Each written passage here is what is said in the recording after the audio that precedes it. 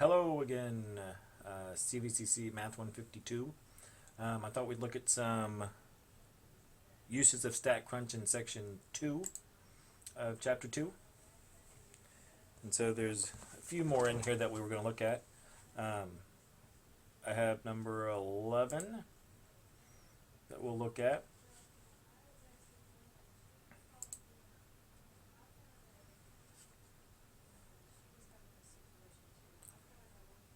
So on number 11, if we have the number of classes, the lower class, the upper class, if we're looking at this information, okay, we just information on how they're making these tables.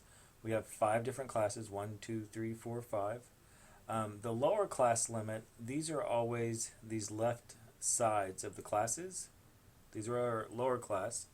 And the upper class are those right values. So that's just some definitions in there.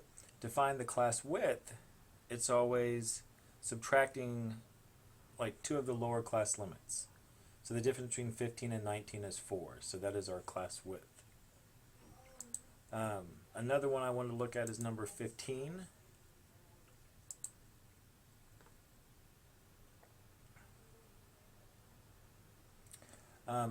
If you wanted to do a frequency distribution for a table of information, and they told us that we want to start with 0 and a class width of 0.5, we can do this by hand and say that the next one is 0.50 to go to 0.99. Again, we see that the class width is 0.50. So we'd go from 0 to 0.49. If we want to do this using StatCrunch, I'm going to show us a way how we can do it. We can actually make a histogram. So if we have our data in this column, var1. So if we make a histogram, we can tell of var1, we can tell it to start at 0 and make the width 0.5. And this will give us a table that says, okay, from 0 to 0.5, the open parenthesis after 0.5 means that it doesn't include 0.5. We have 4, where the next one goes from 0.5 to 1, not including 1, so we would say 0.99, and there's 9 in there. And so we get accounts, we get the frequencies on each one of these. And so it'll tally it for us. So I thought that might be helpful in the chapter 2, section 2. Also like a histogram because it gives us the shape of the distribution.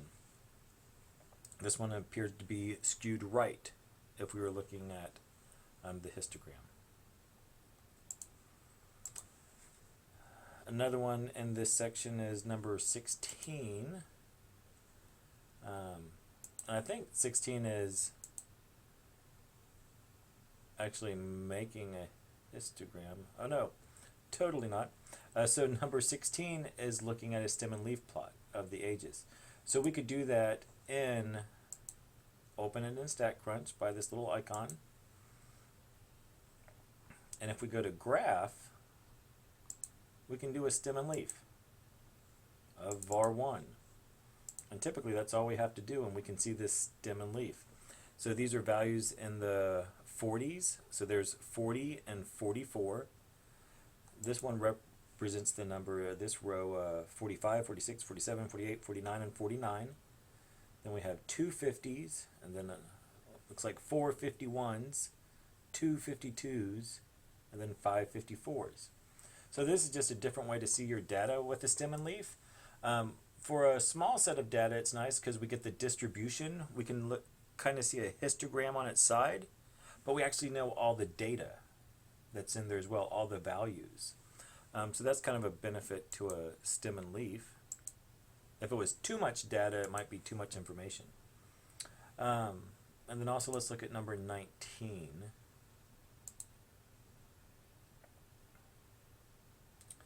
So on number 19, again, we're looking at a histogram is what we're seeing. And so if we wanted to do that,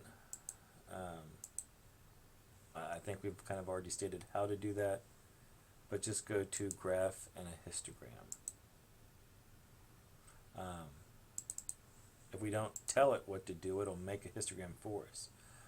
If we want to see it, how it looks on this one, it looks like each of the bins are widths of 20. Let's blow that up a little bit. So yeah, because if this is 80, that's 40, so that means this is 20. So if we wanted to get something that looked like this data, we could edit it. And let's start with 0 and then go to 20. Make the width 20. And did that do it for us?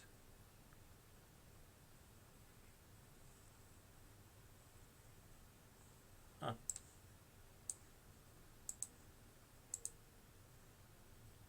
Ah, looks like it might be one of these.